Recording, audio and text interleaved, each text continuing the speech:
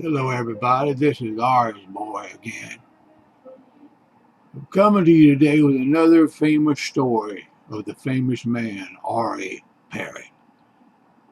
Like I said, I loved him and still love him today. I wish to God I could see him again. One of his famous stories was when he was a little bitty boy. His mother had died when he was about 4 or 5 years old. And his old daddy, his name was Uncle Jim, they called him, lived in a place called AREE in Tennessee. Every week he'd walk up to town, get him a pound sack of coffee, and bring it home under his arm. He was hard hearing, and everybody kept telling him, Uncle Jim, you keep walking that railroad track that you walk up and down when you get your coffee. One of those fast trains one of these days, they're going to come and knock you down and destroy you.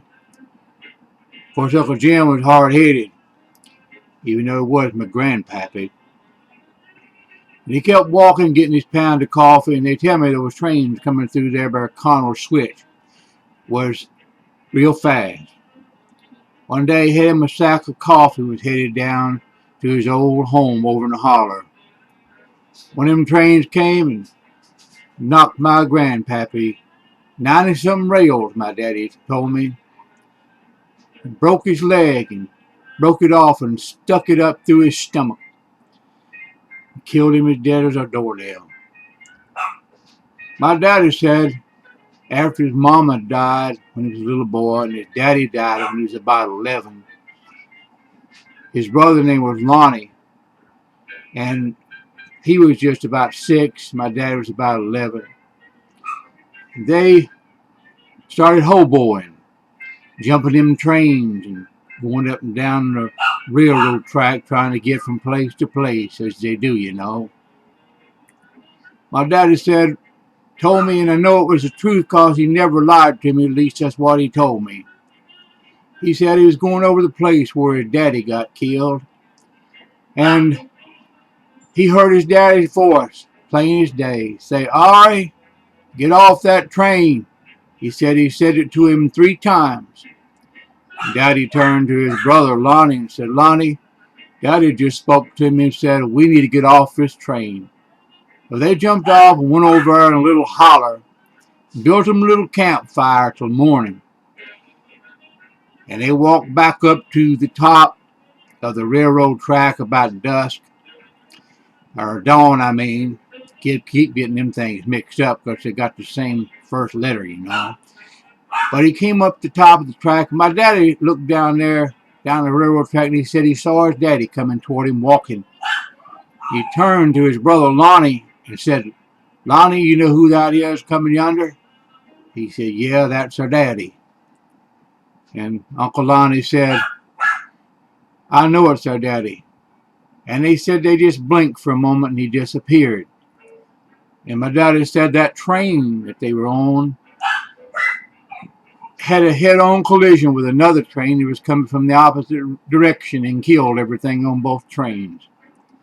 Well, that was a good story from my daddy, or I wouldn't be here if he'd have stayed on that train. But you know, what was really funny about it is they told me that my old grandpappy, Uncle Jim Parrott, when he got killed by that train, cut his mustache off on one of the railroad railings, and they took that mustache and they put it in a jar, fruit jar. So they could take that mustache out of their jar anytime they wanted to and put it on their hand, and it would crawl off like a fuzzy worm. That sounds sort of spooky, I know, but you know, when you come to AREE Parrott, that man that swam the English Channel with a 1,000-pound ball between his shoulders, there's nothing that was impossible for him. So until next time, my friend, this is old AREE's boy, getting to be old myself. Going to be biting the dust soon myself. I hope I don't get hit by a train or some type of a moving object. I've got big planes that fly over my house, and I hope one of them don't fall on me because every once in a while I get a little freaky about that, you know, because my grandpappy went away so quickly. Well, we love you folks out there in TV land and radio land and Facebook land and Google land, whatever lands there may be out there. There's a bunch of lands out there. They used to say radio land, but you know there's so many lands out there these days, it's hard to keep them figured out. So next time, we love you. Looking forward to seeing you. Bye-bye from AREE's boy. Join me next time for another great story of the great and wonderful and mighty AREE Parrot. Bye-bye.